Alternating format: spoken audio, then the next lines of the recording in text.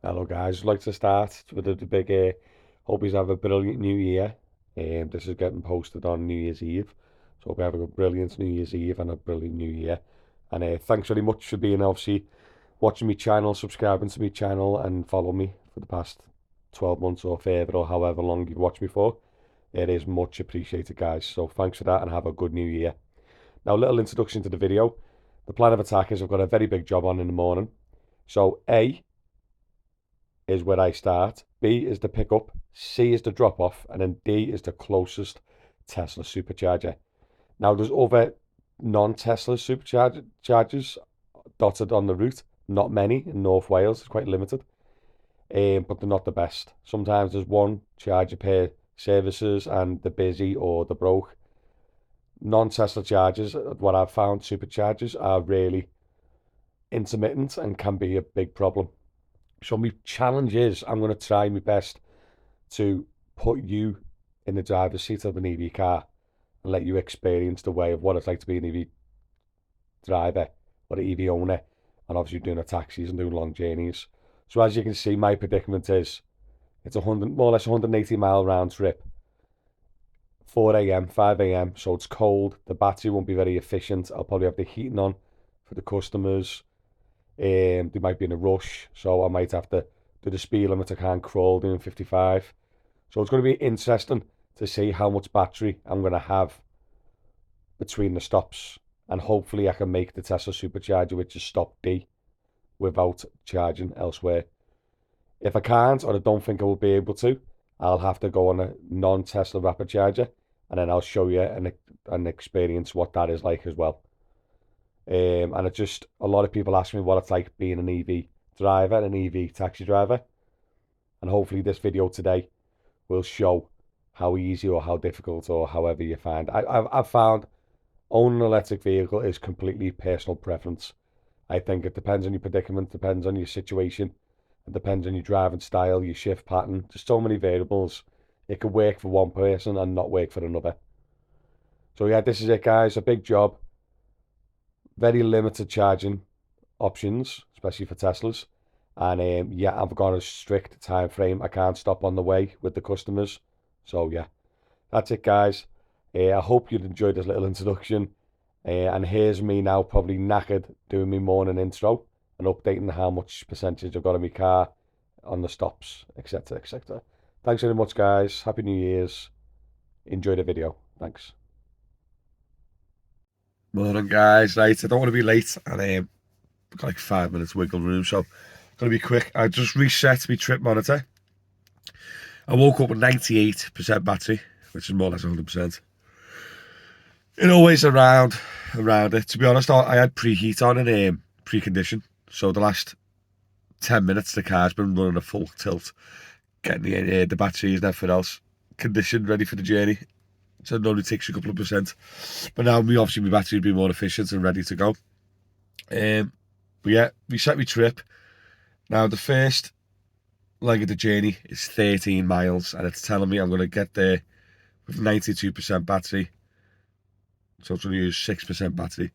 And it's only because between 90 and 100, you got no regen, you got nothing like that. So it's just pure battery. So normally that goes pretty quick.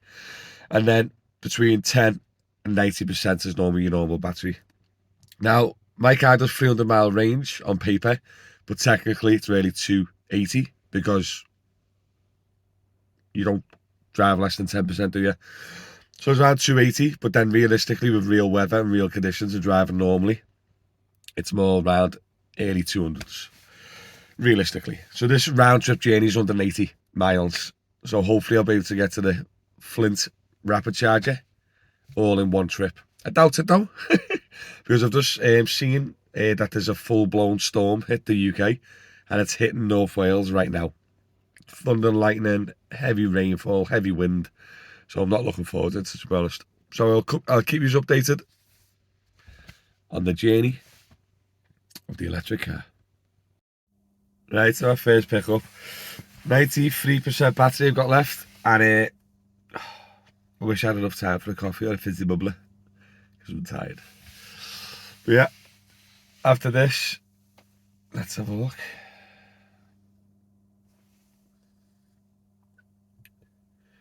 The drop off is 1 hour and 56 minutes, 88 mile, and it's saying I'll get there with 50% battery. So I'm going to use 43% battery doing this journey. I'll keep you updated. How are we? All done. What time is it now? 20 to 7. I actually arrived here with 51% battery, so I gained a percent. So stats at the moment, I have done 102 mile, I've used 29 kilowatts, and I've averaged 282 watts per mile.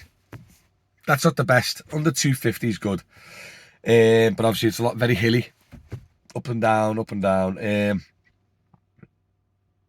So yeah, 102 mile. So obviously, I've said in the past, haven't I, the benefits of the full electric is the home charge. Now, the home charge costs me about 7p per kilowatt, so it works out about 2p per mile. So that 100 miles cost me £2. And yeah, so normally on a full charge from 0 to 100, it'll cost me around £4.50, £5, something like that. So this whole journey today, if I got home on the full charge, would cost me a fiver. Where obviously, if you're looking at like another car, like it could be 10p per mile or 20p per mile, you're talking £20 to £40 worth for a 200-mile journey. And it cost me £4. There's the benefits. But obviously now, here's the fun part. The sat-nav is actually saying that I'll get home with 14%. It's a 2 hour and 5 minute journey, and I'll get home on 100 miles on 14% battery. Now, I could get home, but I don't know if it's worth me stopping off at the supercharger, purely because if I got home at 9:15 with 14% battery and I plugged it in, obviously it charges slower home, and then I got a job at say 11 AM, like an emergency one, shoot up and go to Man Air, then I won't have enough battery to do it. So even though I'll be able to get home off this journey, the full journey, with 14% battery, I'm going to the original plan of stopping off the supercharger. And as long as I get home with like 40-50%, at least then if I have to nip back out later on, I'll have enough charge to do so. Do you know what I mean? So I could get home with 14% battery, which is 100 miles, but I'm not going to. So I am going to search for chargers. Flint, there's currently 8 empty chargers in Flint at 40p per kilowatt, 250 kilowatt. Yeah, 250 kilowatt chargers, so the quick chargers. Go. It's calculating. There you go. So I'm going to get to the Flint supercharger in 1 hour and 25 minutes with 25% battery. So that's where I'm heading now. So I'll update you when I'm at the supercharger, and I'll show you how much it cost and also how long it took me to get from a set percentage to a set percentage. So hopefully this video is a bit of an insight of owning an electric car, as a personal car, as a taxi, or whatever you want. Now, normally as a personal car, you wouldn't be getting up early in the morning and driving to North Wales and driving home, would you? Do you know what I mean? But the way the system's looking like I'd get home with 14% battery, 100 mile. I've already drove 100 mile.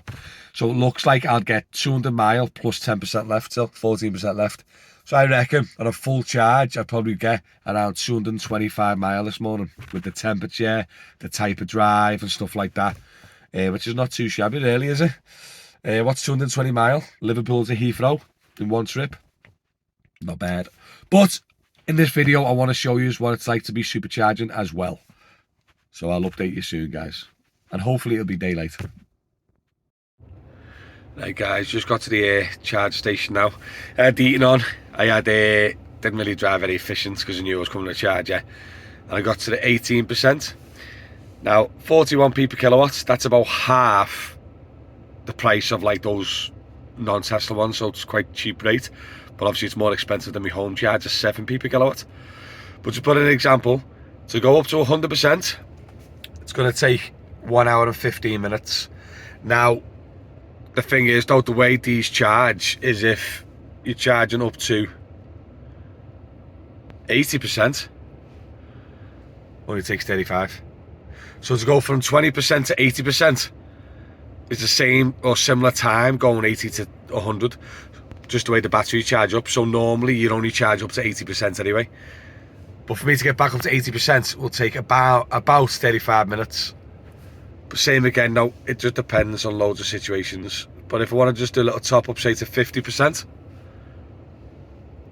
I don't have to be here for 12 minutes. And 50% is plenty. Do you know what I mean?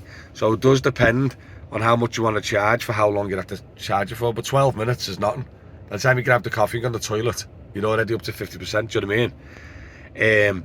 And obviously depends on how many people are at the chargers, how much power they're able to pull off the grid to charge. You know what I mean? So sometimes I can come to a charger and that's charging at 456 mile per hour. It could be charging at 200. Just depends. But obviously 8 chargers and I'm on my own. So yeah, now with Teslas, which is dead good, is if it hits the charging cap, after 5 minutes, I'll be automatically charged £1 per minute I'm here, right?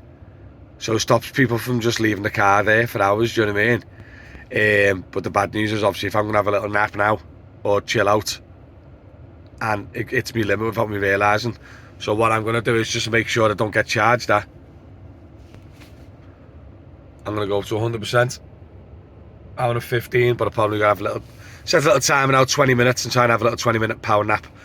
Just a bit tired, that's all, and obviously I can normally watch a bit of Netflix and all that, or whatever, but what I'll probably go on is Toy Box. It's called Romance, but it's Get Cozy. Here we go, and if you hear, it is also plays crackling noises in the speakers, and also has the heating on to keep it all nice and warm. So that's me, guys. I'm gonna set a little 15-minute, 20-minute timer, and try and have a little nap while I'm being all cozy. Nice one, guys. I'll see you soon. There you go, guys. Literally went from 20 minutes, got me from 19% to 64% in 20 minutes, bang on. So I had a little nappy nap, feel great now.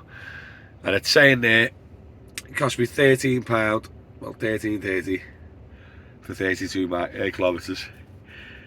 But now it's saying I've got 64% battery, I'll get on with 50% left. So I'll be able to do a bit more work if I need to later. So winner, winner, chicken dinner, guys. I'll keep you updated. Oh, it's like I just had a nap in my car. That's all it looked like. I forgot to mention, obviously don't forget I'm on older tech. My car's older. The newer Teslas, the newer electric cars do charge faster than mine, do you know what I mean? But still, not too shabby, eh? I'll keep you updated. That's it, guys. All done. I've just got home with 51% battery. Now, if I wanted to, or if I could, I've got to sort the kids out. But if I wanted to, I could go out on Uber now. What's 50%? Probably about 120 mile. I could probably do a full Uber shift if I wanted to. Do you know what I mean? So it's, for what? 20 minutes at the rapid charger. Do you know what I mean? So, yeah, that's why it works for me. But like I've said, with an electric car, it's so, like, situational and preference. Do you know what I mean? Because outside of that supercharge, if I want to come straight home with obviously 14% battery and charge all day at home or overnight, then it would have cost me, the whole journey would have cost me £4.90. Do you know what I mean? So it is super, super cheap when you don't use the rapid chargers. So I've always said, if you're going to go electric, just make sure you can charge at home. Yeah. And obviously make sure that your work life or the way you work or your routine is suited for an electric car. Do you know what I mean? I've done a video the other day where I got in at like 11:30 at night, and then I had to get up at 4 in the morning for another job. And those two, I woke up with 44% battery for that day. So then I had to do a rapid charger because obviously it didn't have enough time through the night to charge my car. Same with the, you're lucky that the Tesla superchargers are starting to open up for normal cars, non-Teslas, because the main problems I've had with rapid charging has been non-Teslas. Every time I've used the Tesla supercharger, I've never had a problem. But the times I've had problems where I've waited a long time, or there's been broken charges, or they just didn't work, or they had faulty and intermittent, have all been non-Tesla charges. So unfortunately, you go to the likes of services, and there might only be like 1 or 2 rapid charges, where like on the Tesla ones there's normally 10 or a big line in them. Do you know what I mean? So yeah, I think the non-Tesla market superchargers need to catch up to Teslas. But other than that, yeah, honestly, God, I've had this car now 8 months, and generally don't have an issue, don't have a problem. Look at that, that's why I tried to show you today. This is quite an extreme job, where normally I'm up, I'm charged, I'll do a bit of work, do the odd airport run, go home with charge, wake up the next day with charge, fully charged again, and crack on again. That's my normal day to day. But I wanted to show this little one-off job where, ooh, it could be a bit sketchy, or there could be a problem. And was there? Not really.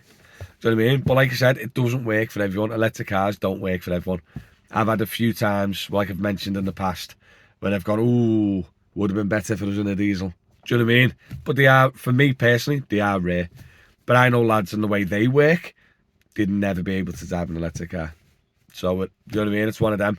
But at least you know now what's it like to own an electric car doing the taxis, because I've tried to show you, do you know what I mean? I tried to take it on a journey with me, and it's all about the electric, and it's all about the rapid charging and a little bit of pre-planning. Do you know what I mean? I needed to double check where the charges were last night, or like I had to double check how much would I make that.